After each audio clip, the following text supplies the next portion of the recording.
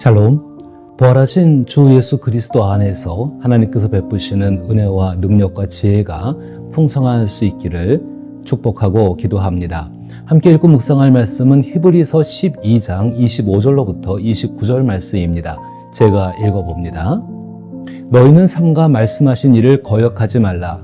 땅에서 경고하신 일을 거역한 그들이 피하지 못하였거든 하물며 하늘로부터 경고하신 일을 배반하는 우리일까 보냐. 그때에는 그 소리가 땅을 진동하였거니와 이제는 약속하여 이르시되 내가 또 한 번 땅만 아니라 하늘도 진동하리라 하셨느니라. 이 또 한 번이라 하심은 진동하지 아니하는 것을 영존하게 하기 위하여 진동할 것들 곧 만드신 것들이 변동될 것을 나타내심이라.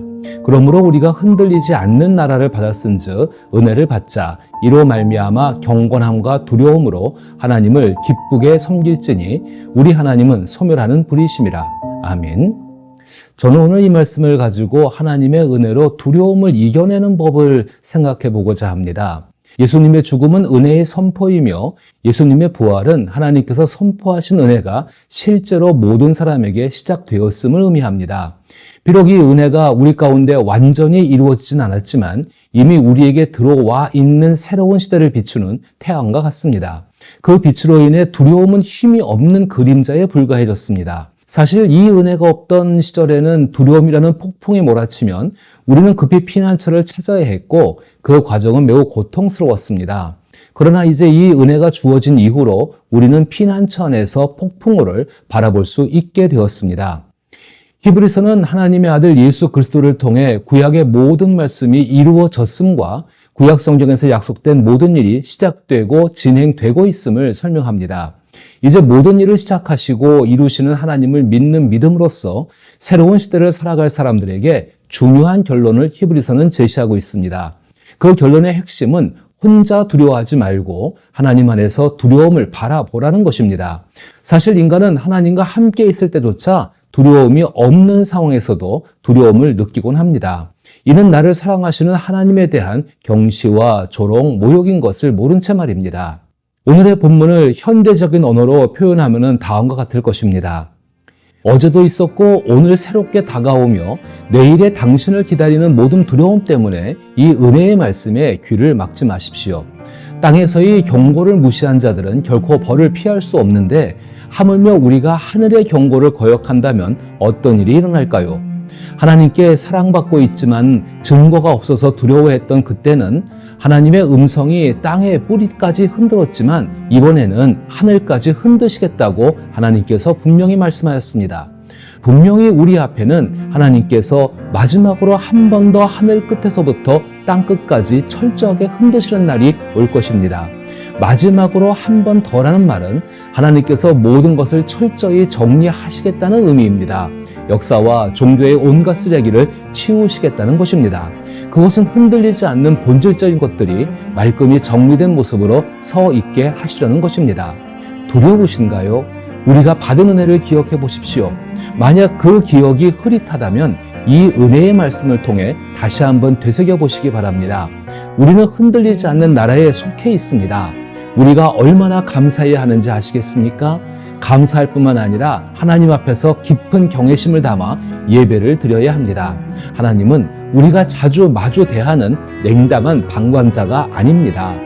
하나님은 우리에게 있는 정리되어져야 되고 태워져야 할 모든 것을 불로 소멸하십니다. 모든 것이 깨끗해질 때까지 하나님은 결코 멈추지 않으실 것입니다. 하나님은 우리가 하나님과 함께 있을 수 있도록 모든 것을 소멸하시는 분이십니다. 당신을 두렵게 하는 모든 것들은 하나님의 불에 의해 정리되고 태워질 것입니다. 그러니 당신 안에 있는 두려움을 하나님의 사랑의 불에 던져버리십시오.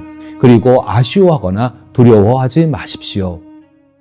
왜 성경은 하나님 사랑의 증거인 예수 그리스도의 십자가와 부활을 믿는 사람에게 두려워하지 말라라고 그렇게까지 강조를 하고 있는 것일까요? 사실 두려움만큼 미운 존재도 없지만 동시에 오래된 친구처럼 느껴지는 감정도 없습니다. 그러나 두려움 속에서 살아가면 결국 모든 것이 마비되고 맙니다. 두려움에 완전히 사로잡히면 정상적인 활동조차 불가능해집니다. 심지어 기도조차도 하나님을 의식하기보다는 두려움 때문에 하게 되는 경우가 많습니다. 하지만 하나님의 은혜로 두려움에서 벗어난 후에는 사실 두려워할 필요가 없었다는 것을 깨닫게 됩니다. 이러한 깨달음은 두려움이 사라진 것 때문이 아닙니다. 하나님께서는 자신의 백성을 지키시겠다고 분명히 약속하셨기 때문입니다. 이사야 43장 2절에 내가 물 가운데로 지날 때에 내가 너와 함께 할 것이며 강을 건널 때 물이 너를 침몰하지 못할 것이고 내가 불 가운데로 지날 때 타지도 아니할 것이며 불꽃이 너를 사르지도 못하리라 라고 하나님은 하나님께서 사랑하시는 사람들과 함께 하시겠다고 약속하셨습니다. 또한 요한복음 10장 28절과 29절에서 하나님의 아들 예수님은 내가 그들에게 영생을 주노니 그들은 영원히 멸망하지 않을 것이며 또 그들을 내 손에서 빼앗을 자가 없으리라. 그들을 주신 내 아버지는 만물보다 크심으로 아무도 아버지의 손에서 그들을 빼앗을 수 없느니라 라고 분명하게 말씀하였습니다. 이는 하나님의 자녀가 아버지의 손 안에서 안전하며 누구도 무엇도 그들을 빼앗을 수 없다는 의미입니다. 더욱이 하나님은 우리가 두려움에서 벗어날 수 있도록 성경을 통해 간증과 증거를 주십니다. 이러한 약속이 이루어지는 것에 대해 디모데후서 1장 12절에서는 내가 의탁한 것을 그날까지 그가 능히 지키실 줄을 확신함이라라고 바울이 간증을 하고 있습니다. 바울이 간증하는 내가 의탁하는 것에 대해 생각해 보십시오. 이는 하나님을 믿고 맡긴다는 의미로 우리가 가장 소중히 여기는 것들, 결코 잃거나 잘못될 수 없는 것들, 그리고 간절히 이루어지기를 바라는 것들이 포함되어져 있습니다. 하나님께서는 우리가 믿고 맡기는 것을 기꺼이 받아주시고 그것을 당신의 손 안에 두십니다. 그러나 정말 중요한 점은 우리가 의탁한 모든 것의 소유권이 원래부터 하나님께 있었으며 이제 그것이 분명히 하나님의 손에 있다는 것입니다. 따라서 우리는 그 안에서 안전함을 느끼게 되는 것입니다. 그렇다면 오늘날 그리스도인들이 왜 두려움을 느끼는지에 대해 생각해 볼 필요가 있겠죠. 이는 마치 다윗이 시편 53편 5절에서 그들이 두려움이 없는 곳에서 크게 두려워하였음이라 라는 표현과 그 상황이 유사합니다. 다윗은 시편 53편을 어리석은 자는 그의 마음에 이르기를 하나님이 없다 하도다 라는 말로 시작합니다. 이는 상당히 놀라운 선언이며 표면적으로 드러나는 것보다 훨씬 더 깊은 의미를 지니고 있습니다. 이 선언을 곰곰이 생각해보면 처음에는 하나님이 존재하지 않는다고 주장하는 사람들을 떠올릴 수 있습니다. 역설적에도 어리석은 자는 자신에게 사고할 능력을 주신 하나님이 존재하지 않는다고 주장하고 있는 것입니다. 바울은 이 점에 대해서 로마서 1장 20절에서 창세로부터 그의 보이지 아니하는 것들, 곧 그의 영원하신 능력과 신성이 그가 만드신 만물에 분명히 보여 알려졌나니 그러므로 그들이 핑계하지 못할지니라 라고 꼬집습니다. 바울의 지적은 하나님께서 창조하신 자연 자체가 하나님을 선포하고 있기 때문에 하나님 앞에 설 때 어느 누구도 하나님을 모른다고 핑계하지 못한다는 의미입니다. 이처럼 인간은 항상 하나님을 알 수 있는 기회를 가지고 있지만 하나님께 생명의 호흡을 받은 인간들은 여전히 하나님이 존재하지 않는다고 주장한다는 것입니다. 그러나 언젠가 그들도 하나님의 보좌 앞에 서게 되어 잠시 동안 자신을 창조하신 분의 사랑을 깨닫게 될 것입니다. 그 사랑은 너무나도 순수하고 측량할 수 없는 것으로 우리 인간으로서는 도저히 이해할 수 없는 것입니다. 그러나 그 깨달음도 잠시일 뿐 결국 그들은 그 사랑에서 영원히 격리되고 말 것입니다. 그때가 바로 가장 두렵고 슬픈 순간이 될 것입니다.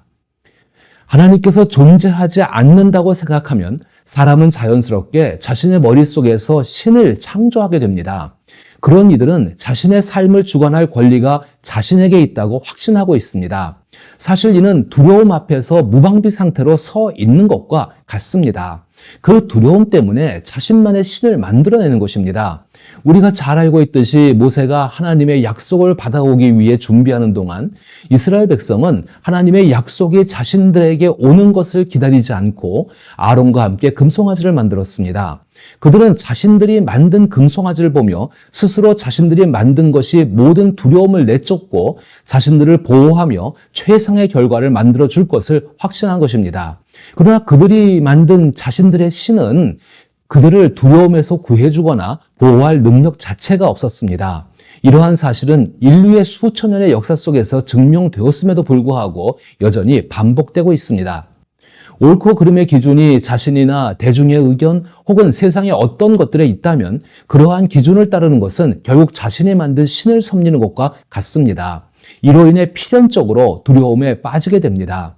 그러나 실제로 옳고 그름의 기준은 오직 하나님께 있습니다.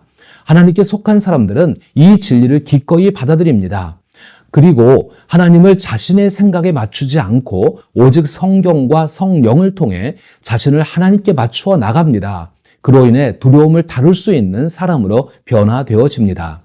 하나님이 존재하지 않다고 생각하거나 자신의 삶을 스스로 주도한다고 믿는 사람들 또는 자신만의 신을 만들어낸 사람들은 하나님이 일으키는 변화를 결코 받아들일 수 없습니다. 그들은 그 변화 자체에 대해 두려움을 느끼기 때문입니다. 그러나 그리스도 안에 있는 사람들은 하나님이 그들의 삶에 가져오는 변화를 기꺼이 받아들이며 그로 인해 두려움에서 벗어날 수 있습니다. 예를 들어 한때 도둑이었던 사람들은 이제 정직하게 일하며 생활비를 마련하고 거짓말을 일삼던 사람들은 진실을 말하기 시작합니다. 무자비했던 이들은 하나님의 자비가 자신에게만 국한되지 않고 자신을 통해 다른 이들에게도 흘러나가야 한다는 사실을 깨닫고 행동으로 옮깁니다. 이기적이었던 사람은 이기적이지 않으면 두려울 수밖에 없었던 삶에서 벗어나 자신의 희생을 통해 타인의 필요를 채워줍니다. 그들은 성경과 성령의 능력을 통해 그들 안에 계신 그리스도의 형상으로 변화해 나가는 것입니다. 이로 인해 하나님 없이 느꼈던 두려움에서 벗어나 하나님과 함께 두려워하는 이들을 구원하게 됩니다. 이러한 변화의 핵심은 자기 중심적인 사랑에서 타인을 온전히 보살피는 사랑으로 변화한다는 것입니다. 그리스도가 교회를 사랑하는 것처럼 아내를 사랑해야 한다는 의미를 깨닫고 이를 실천하게 됩니다. 좋은 아버지가 되고 싶다는 열망과 가족을 섬기는 방법을 배우고자 하는 열망을 가지고 행동하게 됩니다. 이러한 변화된 삶은 그 사람이 하나님의 영으로 거듭났음을 명확하게 증명하는 증거입니다. 그 증거는 너무나 강력해서 결코 부정할 수가 없습니다. 이러한 삶을 살게 되면 두려움은 현저히 약화되며 내 삶의 작은 부분으로 다룰 수 있게 되어집니다. 그 결과 하나님을 자신의 삶에 맞추는 것이 아니라 자신을 하나님의 삶에 맞추게 됩니다. 그런 삶에는 결코 두려움이 존재할 수가 없습니다. 하나님의 완전한 사랑이 두려움을 내쫓기 때문입니다. 이러한 삶을 살아갈 수 있기를 기도하며 축복합니다.